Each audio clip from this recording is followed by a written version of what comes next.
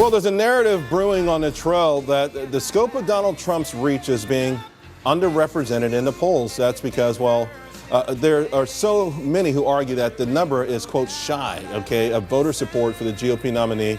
And a lot of people actually don't want to admit publicly that they're going for Donald Trump. But the big question is, will this silent army show up next Tuesday? Joining me now, Lisa Booth, Liz Peek, and Steve Rogers. And Robin Byro is back with us. Liz Peek, let me go to you first. A couple articles floating around out there saying, yeah, the Trump army is real, but it's not as massive as the Republicans want to believe it is. I think it exists, and I think the question is it 1 or 2%, and is that going to, in my view, that might offset Hillary's ground game. Right. Hillary's ground game is expected to add 1 or even 3 percentage points in some of the battleground states because they are very well organized and very efficient about getting people to the polls.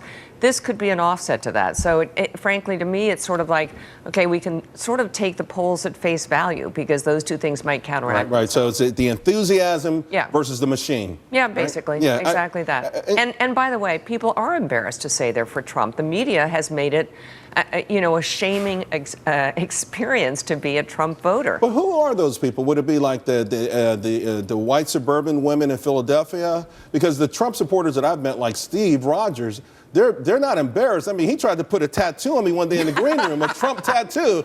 I wasn't even looking. Wow. And if it is those people, then that could really upset some of these swing states like Pennsylvania. There has been a survey that shows that, in fact, it is wealthier people, better educated people who are most embarrassed to say they're for Trump. This sounds kind of stupid, but look, I mean, we all have been in settings, social and otherwise, where, you go around the room and no one wants to admit it, but then it's sotto voce next to a dinner. Someone says, yeah, actually, I'm voting for Trump. So I get that. I get that a lot in Manhattan, by the way. I get that, that foot under the table, wink, wink. Exactly. Hey, Steve, you've been on the ground from day one. You know the pulse of the people. What do you think? Here's what's embarrassing. It's embarrassing for the media and the Clinton machine and the establishment to admit that there is an army not of hundreds or thousands, but of millions. And I'm going to go out on a limb like I did when he first announced he was running. You're going to see a Ronald Reagan 1980 landslide. The Trump army is coming by the millions. And it's all walks of life, all ethnicities. Wait and see. Lisa Booth, what are your thoughts on this?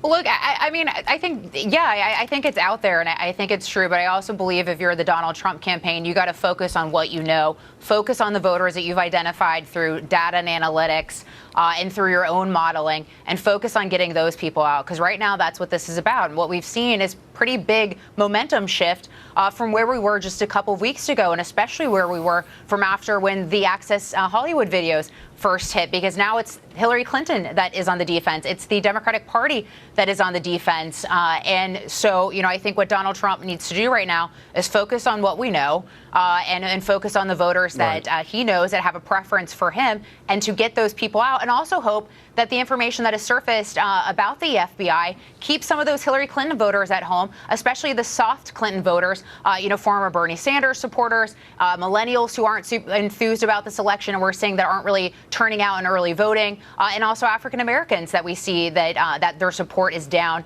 from the 2012 election. Robin, Ed Rendell, really considered a straight shooter, acknowledged that there is a silent army, and he is saying, hey, you know what, let's pay attention to it. He thinks it's really powerful in Pennsylvania and perhaps all the rest states.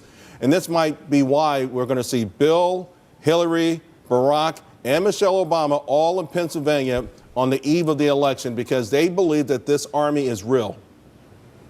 It's good campaign strategy, Charles. And I myself reviewed the Politico poll that just came out today that did show that there actually is about there's 1% of people that are basically ashamed to say that they're voting for Donald Trump. They said they wouldn't say so on phone polls, but they said it in online polls. So that does exist. However, it's within the margin of error. It's not enough to make a statistical difference. And there's furthermore no empirical data to show that it really makes enough of a difference to swing the election. Well, it's anecdotal data, right? I mean, I know we've been taught not to believe our eyes, or when Donald Trump goes from campaign event to campaign event, Lisa, and there's 10,000, 15,000, 20,000, and each one is larger than the other, and people wait for hours. I mean, that's a sort of enthusiasm, to me, speaks even louder than the data points.